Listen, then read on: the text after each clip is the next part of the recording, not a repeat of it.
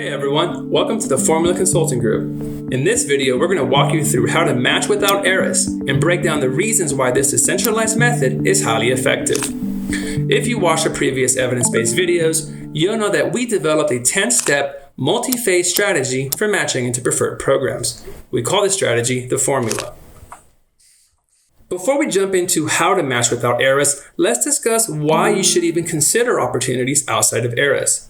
You should consider match opportunities outside of ERAS because competition has increased exponentially year over year for residency spots, especially in road specialties, with no relief in sight. So even if you do match into your preferred specialty, there's no guarantee you'll also match into your preferred program or even your preferred geographic region.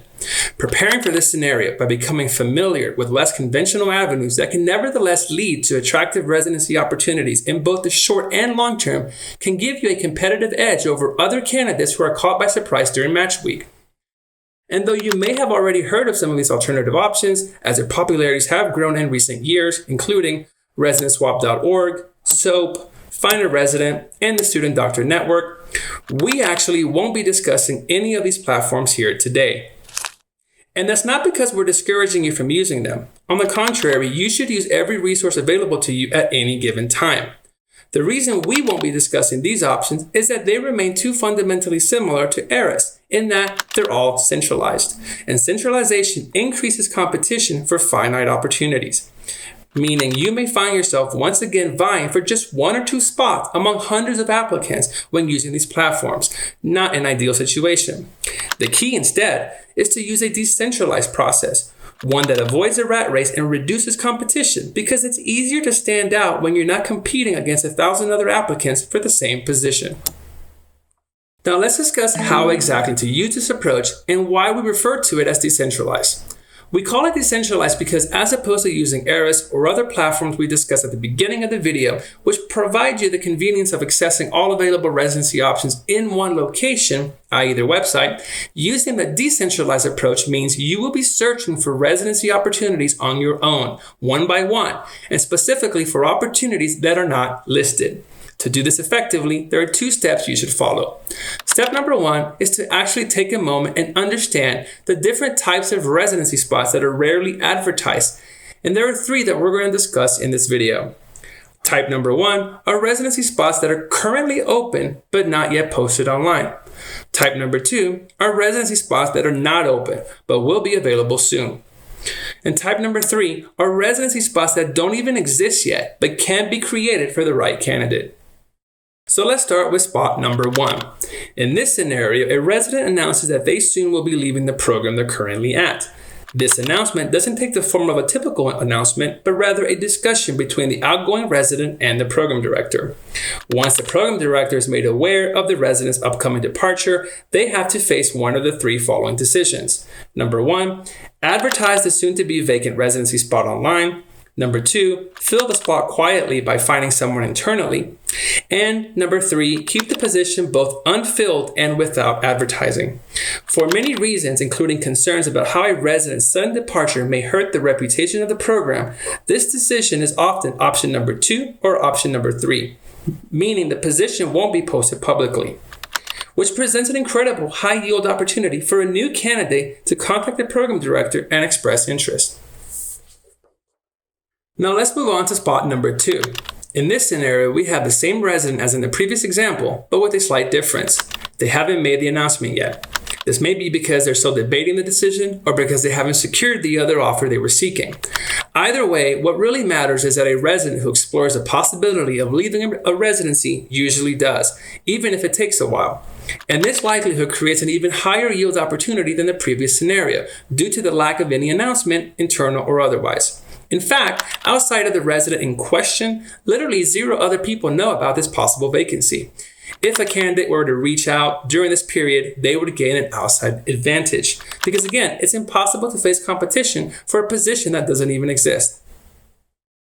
And finally, spot number three. This scenario differs considerably from the previous two. Instead of focusing on a resident announcing their program departure or privately considering a departure, this scenario assumes no resident is currently leaving or considering to leave the program anytime soon.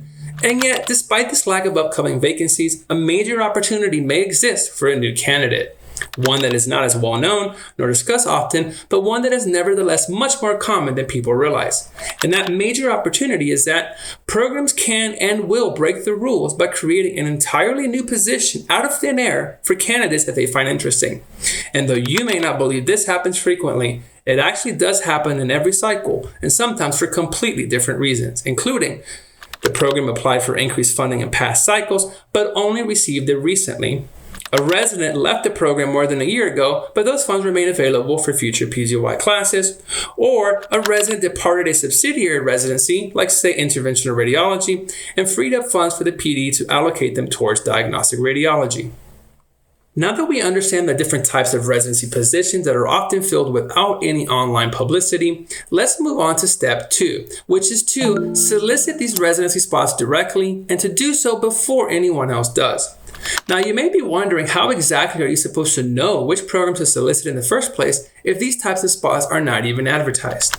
And the answer is, you don't. Even if you hear a rumor or have a friend on the inside, these opportunities are never 100% transparent, hence why they aren't publicized. Therefore, in order to be among the first to solicit these opportunities successfully, we recommend reverse engineering your approach by using the steps below. Number 1, compile a comprehensive list of all programs for which you have a strong preference. Include as many programs as you like using any parameters that are important to you. Number 2, visit the centralized platforms mentioned at the start of this video, as well as social media like X, and remove programs that are currently advertising open positions. We remove these programs because spots that have been posted for a few hours already diminish your chances of being first, second, or even fifth in line for an interview. And even if you manage to be the first to submit your materials, the public nature of these posts will eventually attract hundreds of other applicants, putting you right back into the kind of rat race that is low yield and that this strategy is engineered to avoid. The second reason we remove these types of programs is because quality programs tend to fill vacancies quickly with little publicity, implying that programs that do post publicly may not be as desirable and should require further diligence. For reasons already mentioned, the additional time required to do this diligence might be better spent soliciting preferred programs that don't currently advertise spots. And finally, step number 3, send a solicitation email to the PD, APD, and coordinator of the programs that made it to your final list, in which you introduce yourself, state your interest in their program, and express your willingness to join their team at any time in the future should an opening become available. This last phrase is key to articulating the point of your message. In addition to the message of your email, there are also several documents you should attach, but we're not going to cover those in this video because you can brush up on that information by watching one of our earlier videos titled Step 3, Solicit Interviews. But the point is, you have to have these documents ready and perfected long before you decide to start trying to match outside of ERAS. Now let's review what happens when you actually receive a response from one of these programs and what the recommended next step would be. For residency spots in category number 1, open but not yet posted, the typical response you'll get is, "Hi, we currently have an open spot starting in the near future and would be interested in interviewing you. Please let us know your availability." And the recommended next step for this situation is to reply as fast as possible because at this point, speed takes precedence over perfection. Grab their attention and keep it focused on you. By being not just first, but also a timely responder, you keep them engaged and busy, rather than freeing them up to consider other applicants. For residency spots in category number 2, which are not open at the moment but will be soon, the typical response you'll get is something like, "Hi, thank you for your interest in our program, but we currently do not have any available spots." The recommended next step for this situation would be to thank them for taking the time to acknowledge your email, and then, most importantly, ask them to save your file in case a spot opens up in the near future. Then, follow up again in 4 to 5 weeks with an even shorter email with the simple goal of remaining on their radar as much as possible. And finally, for residency spots in category number 3, which don't really exist but can be created for the right candidate, the typical response you'll get is actually no response at all. Which is perfectly fine because the recommended next step for this situation is to remain consistent with your solicitation despite the no response. In fact, the no response may work in your favor since it would discourage others from using a similar strategy. Take pride in being the outlier. Reach out consistently for months if that's what it takes to trigger a response. When they eventually cave in and send you a message, use a similar response to that of the previous scenario and ask them to please keep your file in mind. And that concludes this video. If you're preparing for residency interviews or simply want to get ahead of your competition, we strongly recommend you check out our other videos. And subscribe to our channel. If there's a question you'd like us to delve into in the future, please leave a comment below. You can learn more about our services at www.formulatomatch.com and on X at Formula to Match.